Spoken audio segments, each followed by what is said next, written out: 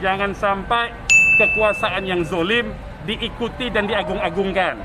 Kezoliman itu harus dihentikan, itu nasihat pertama. Yang kedua, sudah terbukti di akhir zaman ini, Rasulullah SAW itu sudah memberi kabar bahwa akan ada penguasa-penguasa zolim atau orang-orang yang disebut ruwaibido. Ruwaibido itu adalah orang-orang bodoh tapi mengurus urusan umum. Itu kita ingatkan. Kenapa kita ingatkan? Karena supaya masyarakat tidak tertipu. Karena zaman sekarang ini, di akhir zaman ini, orang yang amanah malah ditinggalkan, pengkhianat malah dipercaya. Nah, itu kita mau ingatkan. Itu yang pertama, bagian pertama. Bagian kedua, kita menganggap Pengadilan Negeri Jakarta Timur itu tidak berwenang karena peristiwanya terjadi di Petamburan dan terjadi di Megamendung, bukan di Jakarta Timur. Itu yang kedua. Yang ketiga, pasal 160 itu merupakan pasal tempelan. Tidak bisa pasal itu diterapkan kepada pelanggaran prokes. Itu yang kedua. Yang ketiga, ini perkara nebis in idem. Kenapa nebis in idem? Habib Rizik dan panitia pelaksana Maulid Nabi itu sudah membayar 50 juta. Tidak pernah ada orang di Indonesia yang melanggar prokes membayar sebesar 50 juta, tidak ada. Ya. Nah, jadi kalau ini masih tetap diproses, ini nebis in idem namanya.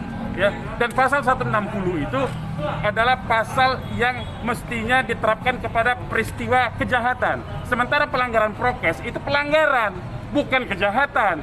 Nah, jadi ini kita tolak. Nah, yang keempat, saya kira kita tahu bersama bahwa kasus ini dengan tambahan-tambahan pasal yang diselundupkan pada saat pembuatan surat dakwaan, yaitu pasal tentang Undang-Undang Ormas dan ancaman hukumannya untuk menghapus hak politik Habib Rizik, maka kita sudah bisa saksikan bahwa perkara ini adalah perkara politik sesungguhnya.